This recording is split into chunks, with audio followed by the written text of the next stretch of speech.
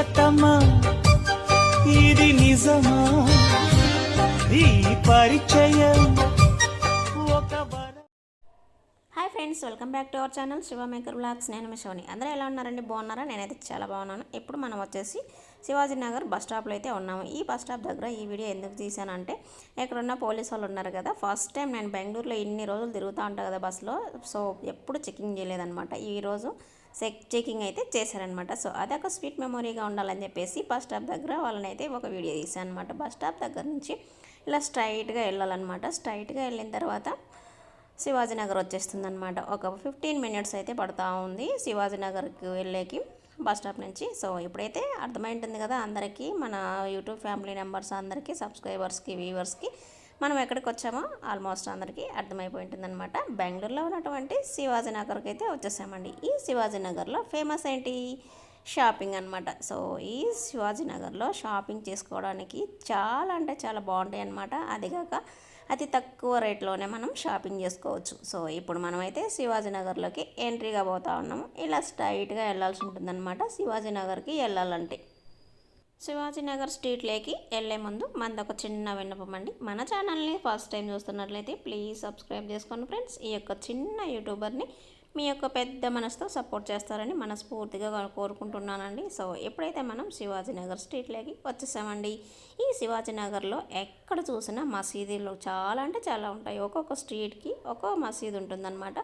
అలాగే ఇక్కడ వచ్చేసి షాపింగ్ చేసుకోవడానికి చాలా తక్కువ బడ్జెట్లో చేసుకోవచ్చు. అలాగే మనకు బిజినెస్ ఐడియాలు ఏమన్నా ఉంటే, బిజినెస్ చేయాలని ఇంట్రెస్ట్ ఉన్నప్పటికి కూడా ఇక్కడికి వచ్చి పర్చేజ్ చేసి బిజినెస్ చేసుకొని అధిక లాభాలను పొందవచ్చు అనమాట. సో ఎవరైనా మీకు ఇంట్రెస్ట్ ఉంటే నెక్స్ట్ టైం ఎవరైనా బెంగళూరుకి వచ్చినప్పుడు మెజెస్టిక్ నుంచి శివాజీనగర్కు ఒక 15 మినిట్స్లో రావచ్చు అనమాట. చాలా దగ్గర. ఒక్కసారి ఈ శివాజీనగర్కి వచ్చి విజిట్ చేయండి ఫ్రెండ్స్, అప్పుడు మీకే అర్థమవుతుందన్నమాట.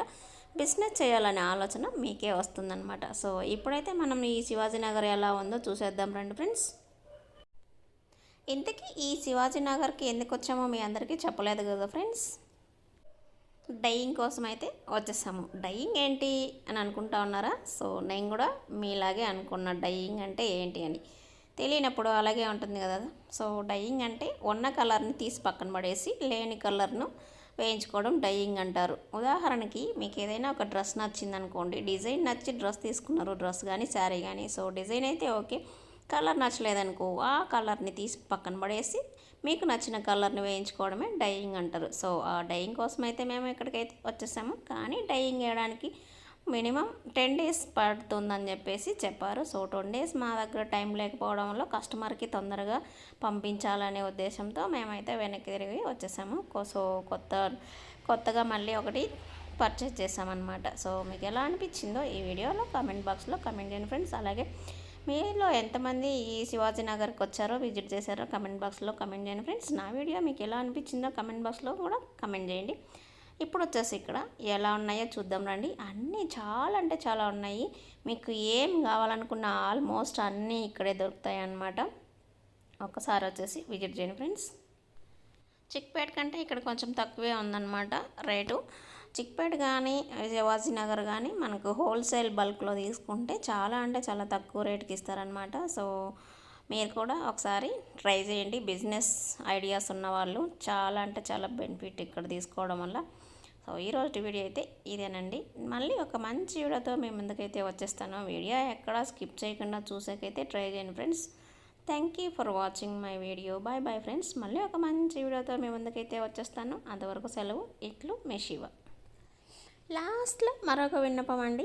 అదేంటంటే శివాజీనగర్కి వెళ్ళినప్పుడైనా సరే, చిక్పేటకి వెళ్ళినప్పుడైనా సరే ఫ్రెండ్స్, మన జాగ్రత్తలో మనం ఉండాల్సి ఉంటుందన్నమాట. ఎందుకంటే పిక్ పాకెట్స్ ఉంటారనమాట. సో వాళ్ళ వల్ల మనం కొంచెం జాగ్రత్తగా ఉండాలి. శివాజీనగర్లో అయితే ప్రతి స్ట్రీట్ దగ్గర పోలీసులు అయితే ఉంటారు. కానీ చిక్పేటలో అయితే అలా ఏం ఉండదన్నమాట. శివాజీనగర్లో జనాలు కాస్త తక్కువ మంది ఉంటారు. అలాగే చిక్పేటలో వచ్చేసి చాలామంది అంటే జనాలు ఉంటారు. మనం వెళ్ళాలన్నా కూడా దారి కూడా ఉండదన్నమాట రోడ్లో, అంతలా ఉంటారు జనాలు. మీ అందరికీ మరొకసారి చిక్పేట వీడియో షూట్ చేసి మీ అందరికీ షేర్ చేస్తాను ఫ్రెండ్స్. ఈసారి చిక్పేటకి వెళ్ళినప్పుడు ఖచ్చితంగా చిక్పేట వీడియో అయితే మీ అందరికీ షేర్ చేసి చూపిస్తాను. So thank you for watching my video. Bye bye friends.